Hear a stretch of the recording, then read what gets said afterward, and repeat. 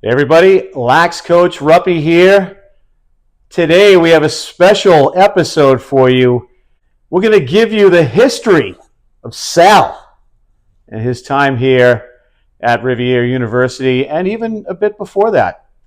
So Sal, a lot has been made about your story, joining the lacrosse team as a player mid-season this year. Of course, having that goal stripped away from you against Regis. Mm-hmm.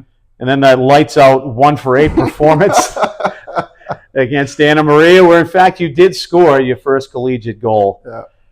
Sal, I just wanted to, again, tell you a story. The first thing we're going to touch on are your actual titles here with the lacrosse team. So first and foremost, you've been a manager since day one, and we'll go into that a little bit deeper in a moment. But you've been a manager here since the day you stepped on campus. Mm-hmm. Through your work as a manager, you were named as a captain of the team this year. Mm-hmm. And through hard work and dedication to the sport of lacrosse, you earned, and I want to stress that, earned your way onto the roster this year. So that all being said, and people are familiar with all of the tags that you have associated with you this year, I'd like to start from the beginning. You came to us from Salem High School in nearby Salem, New Hampshire. I did. You played hockey for the Blue Devils. You played tennis, which, I mean, for anybody tennis fans out there, you can tell this is a tennis body.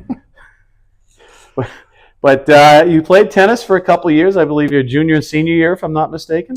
Sophomore and then junior year with COVID, and then obviously there was no season. Oh, gotcha. Okay, so you 2 seasons. Yeah. Okay. But the love of your life, sports-wise, has definitely been the sport of hockey. Mm-hmm. There are some highlights out there on YouTube, folks, if you want to check out Sal playing the game of hockey. He played it with a certain edge. And again, when you play at this size on the ice and you have no physical fear, you often play a very physical game, which you, in fact, did, Sal. Mm-hmm. For the Blue Devils, when you were there, you guys finished it up with a trip to the state finals your senior year. Tell me a bit about your hockey history in the town of Salem and what it meant to make it to that title game in your senior year.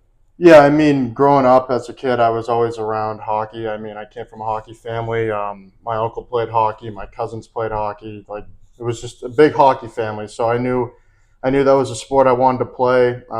When I was a little kid, I played for the town program in Salem, the Salem Saints. No longer a program anymore, but that's who I played for. Then I went on and played some travel hockey around the area of New England. So I moved around a little bit. Then once I got to high school, I obviously played my 4 years with the Blue Devils of Salem High. So my senior year, like I said, it was kind of a build-up all 3 years, freshman, sophomore, junior, to that senior year.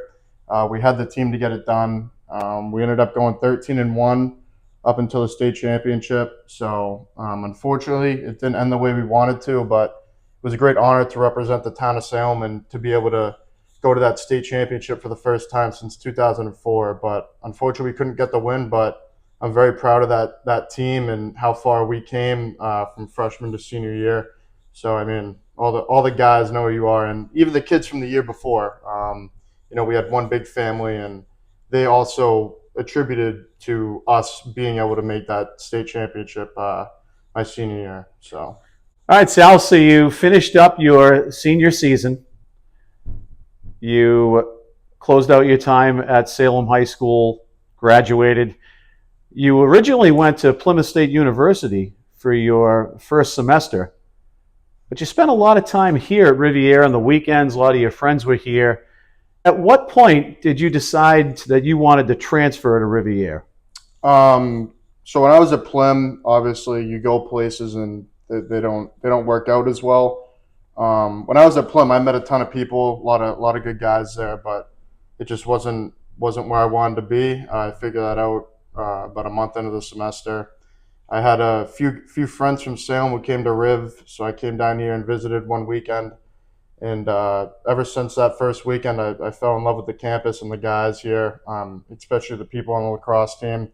met a ton of guys before I even ended up transferring in here. But, those months while I was at Plymouth State, I mean, I was coming home every weekend to come see the guys here.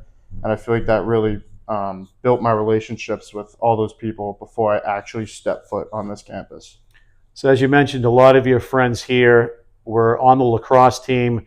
You met the additional players on the team, so you pretty much ingrained yourself with the team right away, even before you became a student. Yeah. You and I started to talk. My role with the team at the time was the director of operations. I'm a firm believer in having a staff of managers that are second to none. So you and I started to talk about potentially having you jump in as a manager. Deal was kind of made before you even stepped foot officially on campus as a Rivier student. And once we hit that second semester, you jumped right in with us as soon as the spring season started in January. We've already gone through all of your, your duties with the team. I don't want to go take you through that again, but you can check that video. We'll put a link in the bio for everybody if you want to check out that full-length video to find out what Sal does here on game days. And as well as throughout the rest of the year. But Sal, you joined us then. You started to pick up a stick at practice from time to time. You started to become way more comfortable with the sport itself and the skills that are necessary to succeed in the sport.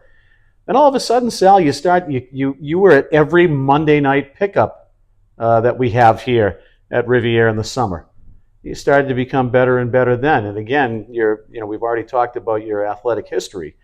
And there is oftentimes a lot of crossover between the sport of hockey and lacrosse. So you get better as a player. You came to all of our out-of-season stuff. You always had a stick in your hand, even if you weren't actively involved in practice. This went on for a couple of years, and then the winter of your senior year, and you actually jumped in and ended up on the roster with all of the guys who put a box lacrosse team in here locally in New Hampshire. So you're able to get that experience. And as soon as the season hit, any chance there was for you to be out there with a stick, you had the stick in your hand. You warm up goalies all the time. You're involved in a lot of our passing drills, our breakout drills you're involved in. I mean, there's really not many times throughout a practice that you don't have a stick in your hand. At what point do you think it became apparent, or at what point maybe were you hoping that you'd be able to pull on a jersey here at Rivier and actually get out there on the field with the guys for a real game? Honestly, I don't know, because obviously I kind of self-taught myself the sport. I'd come up to the field with a bunch of the guys during the season, especially my good buddy Kobe Mercier. He'd teach me the ways of shooting. But honestly, I couldn't really tell you, because I was just as shocked as everyone when Coach Daly told me that I was going to play against Regis. So, I mean... How far in advance of the game did you find out?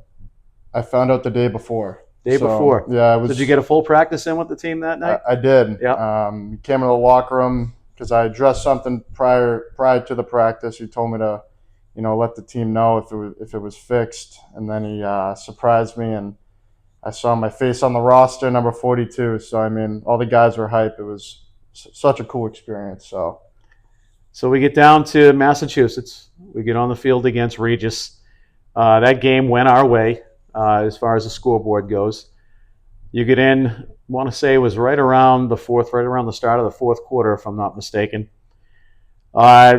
Immediately right into the fire. You play a left-handed attackman for us. You had a real nice shot that just skimmed over the top of the crossbar. I thought that was going to be goal number one. And then tell us about that goal that's made its rounds on social media, where pretty much anybody who knows the sport of lacrosse is calling that a phantom warding off call. I mean, you all saw the video. 2-5, Jake Lyden threw the ball down the field. I somehow caught it in my stick, and I just turned and saw open field. And I was running, and it was either I shoot it around him or I just run through and then somehow put it in the net. And I somehow did that, put it in the net, but fortunately it was called back a ward. So, I mean, there's nothing you can do about it now, but, people have their opinions on the goal. So we fast forward to a few games later. It's senior night. You know that you're going to be in action in this game as well. We're playing Anna Maria. You played quite a few number of minutes in that game as well. I did. You finally get that goal. Again, you can check that video. That's a short that's out there and a reel that's out there that I discussed that goal with Sal. But you get that behind you, Sal. And I just wanted to talk to you today to make sure that your story was out there. And if there were any questions as far as your ability and the fact that you did indeed earn the spot on the roster. And that was no gimme goal. I mean, you had all kinds of opportunities in that game. Anybody that watches the film can see that, you were running the offense properly. I think the only thing, Sal, if we need to work on things moving forward, you might work on that cradle and protect that bottom hand a little bit more. For sure. I think there was 4 turnovers in that game for you, Sal. Yeah. But all in all, you scored that goal. Everybody was really happy for you. But again, I want to thank you for sitting down with us today, going through your story, your athletic story, and then, of course, your time here at Rivier with the lacrosse team. And just let you know that I'm really glad that we've got to work together, and I consider you a dear friend. Thank you, Ruppy. You too.